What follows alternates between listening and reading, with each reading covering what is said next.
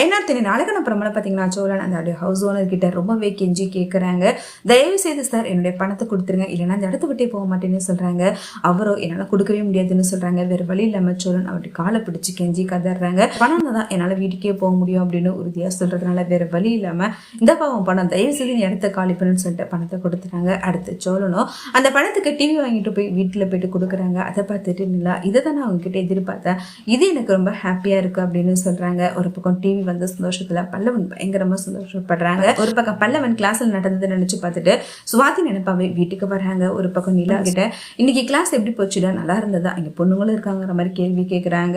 அவ பல்லவன் அண்ணி இன்னைக்கு ஒரு பொண்ணு வந்தா நீ பாக்குறதுக்கே பயங்கர அழகா நிலா கிட்ட சொல்லி ஆச்சரியப்படுறாங்க. கிளாஸ்ல எல்லா பசங்களும் அந்த பொண்ணு தான் நீ பாக்குறாங்க, அப்படி ஒரு அழகு நீ அப்படின்னு சொல்றாங்க.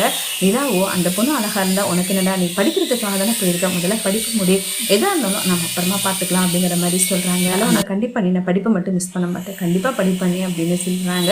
கார்த்திகா வேலை தேடி போறாங்க. கார்த்திகாவுக்கு வேலையும் கிடைச்சிருது. டெய்லியும் கார்த்திகா வேலைக்கு போறதை பார்த்துட்டு அவங்க அம்மா நம்ம பொண்ணுடைய வாழ்க்கையை நம்மளே அழிச்சிட்டு ஆசைப்பட்ட மாதிரி நம்ம சேரனுக்கு கல்யாணம் பண்ணி வச்சிருந்தா இன்னைக்கு இவருடைய நிலைமை இப்படி ஆயிருக்காது, எப்படியாவது சேரனுக்கு இன்னும் கல்யாணம் ஆகாம தானே இருக்கு, நம்ம சேரன் கிட்ட போயிட்டு பேசி பார்க்கலாம் அப்படின்னு சொல்லிட்டு அவங்க அம்மா சேரன் கிட்ட போயிட்டு தயவுசெய்துப்பா என்னை மன்னிச்சிரு, நான் உன்னோட ஒன்று கெஞ்சி கேட்டுக்கிறேன், என் பொண்ணுடைய வாழ்க்கையை காப்பாற்றி கொடு, உனக்கும் இன்னும் கல்யாணம் ஆகலை, கார்த்திகா வாழ்க்கை இது மாதிரி ஆயிடுச்சு, அவளை கல்யாணம் பண்ணிக்க வச்சேரா அப்படின்னு சொல்றாங்க. நீ அவளை கல்யாணம் பண்ணிக்கப்பா அப்படின்னு சொல்லிட்டு ரொம்பவே கெஞ்சி கேட்டுக்கிறாங்க. ஆனா சேரனும் என்னால எப்படி எதை கல்யாணம் பண்ணிக்க முடியும், நான் சந்தாங்கிறப்ப நான் உயிருக்கு உயிரை காதலிக்கிறாங்க, அந்த கண்ணு இருக்கிறா, அவளை நான் கல்யாணம் பண்ணிக்கிறேன்னு நான் வாக்கு கொடுத்துட்டேன், என்னால கார்த்திகா கல்யாணம் பண்ணிக்க முடியாது அப்படின்னு சொல்லிடுறாங்க. அவங்க அம்மா சேரன் காலையே விழுந்து கதறி அழுகுறாங்க.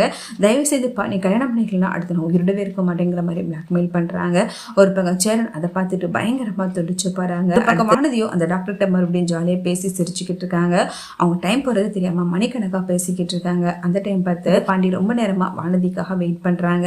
அடுத்து பாண்டி வந்ததுமே வானதி அந்த டாக்டரை பத்தி பயங்கரமா சந்தோஷமா பேசிக்கிட்டே இருக்கிறாங்க. இதை பார்த்துட்டு மறுபடியும் பாண்டி பொசசிவா ஆறாங்க. கடையில இருக்கிற வேலையை விட்டுட்டு நீ இதுக்காக சும்மா சும்மா டாக்டர் போயிட்டு சும்மா பேசிக்கிட்டு இருக்க அப்படிங்கிற மாதிரி கேள்வி கேட்கிறாங்க.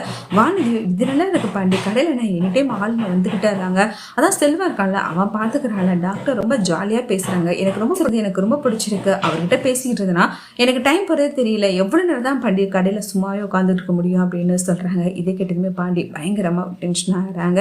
கடையோட வியாபாரத்தை பார்வானதி சும்மா தேவையில்லாம டைம் வேஸ்ட் பண்ணிக்கிட்டு இருக்காது அப்படின்னு சொல்லி புரிய வைக்கிறாங்க.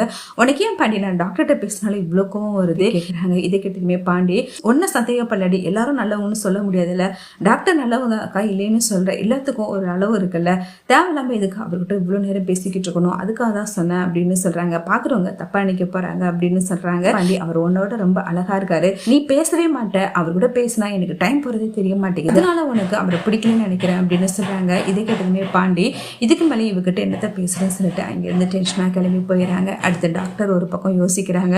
வானதியை நம்ம கல்யாணம் பண்ணிக்கிறேன்னு சொல்லிட்டு வானதியுடைய வீட்டுக்கே வானதியை பொண்ணு கேட்டு போறாங்க. அதை பார்த்துட்டு வானதியோட அம்மா அப்பாவும் பாக்குறாங்க.